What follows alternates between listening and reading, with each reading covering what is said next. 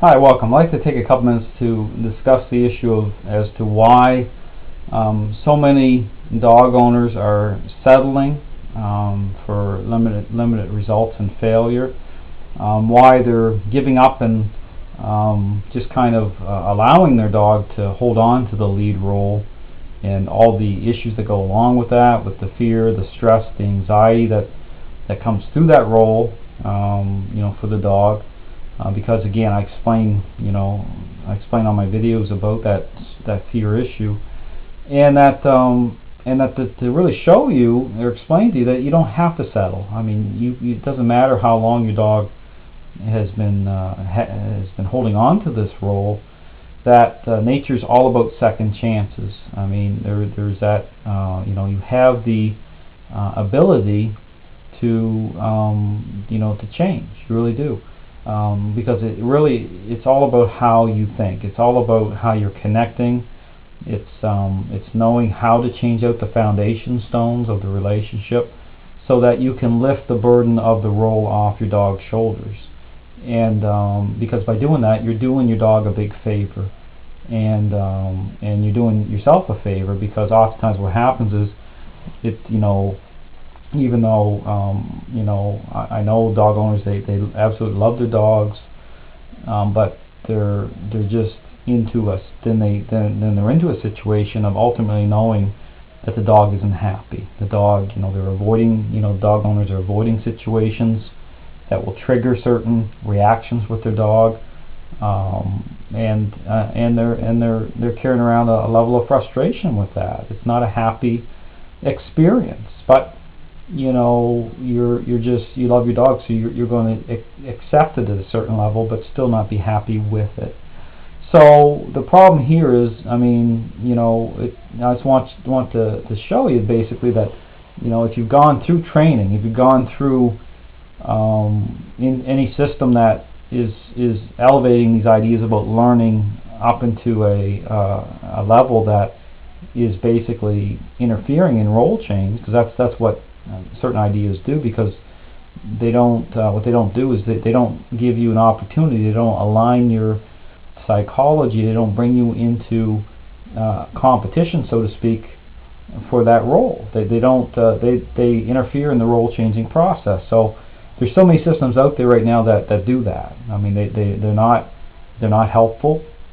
In fact, there's a lot of deception in it, because what happens is, within the controlled environment of these training classes, obedience classes, is the dog will move around for treats and then for clickers, and you won't be able to tell just from appearances, which dog owner is creating role change and which one isn't. That's why so many people go home and then they find out that behavior hasn't changed at the core level. I mean, nothing's really changed. It's been just appearances. It's been smoke and mirrors. And so what I show very clearly is that, when the behavior issues don't change, when unwanted behavior isn't pushed back, then role change hasn't happened at the level needed. I mean, that is the real standard. That's the real test. So just something to think about. I really would encourage you to think about, step back from it, see it from the level of connection, just like being a parent, how that impacts the decision making of a child. And that when people are, because I understand a lot of people are giving credibility to these trainers, because it appears to be coming from a place of science. But the problem here is, I show very clearly, is it's really, science can be a problem in itself if it's ignoring the problems. I mean, and I've spent many years breaking this down. I have a lot of experience. I don't talk about my credibility or my credentials that way, that so many of these academics are doing. They're using their credentials in a way that is unethical. They're trying to promote and sell these ideas and push them forward beyond the problems. I don't do that. What I do is I show very clearly the mind and body issue, the connection issue, the problem. So I show why these ideas break down for some and not others. And the people that are pushing these ideas don't see it. I don't believe a lot of them will ever see it, because of it's morphed into, it's a type of almost belief system. It's a type of almost replacement theology that doesn't allow them to see nature from clearly. They're not able to step back and be objective, and that's a huge problem, and it's getting worse.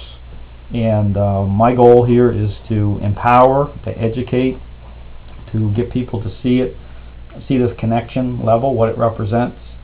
So I really challenge you to not accept failure, basically, to not accept just that things can't change. Because I help people all the time that have continue to come from these systems of training that have failed out, have experienced limited results, that just believe there's no hope left. And I've helped them because nature, again, is all about second chances. It's not about, nature's not like that. So there's hope in that. So just encourage you to check out my website. I have lots of great training videos there, lots of great information, articles. I have several options to help you. If you're here in Florida with training, with home visit, coming here to me, or even my distance training option. So encourage you to think about this. You don't have to be frustrated. You don't have to have your dog hold on to that unhealthy role. You can change, and your dog can be a happier dog. So and you can be happier too. So anyway, just encourage you to check out my website, give me a call, contact me anytime. Be more than happy to answer your questions, and thanks very much.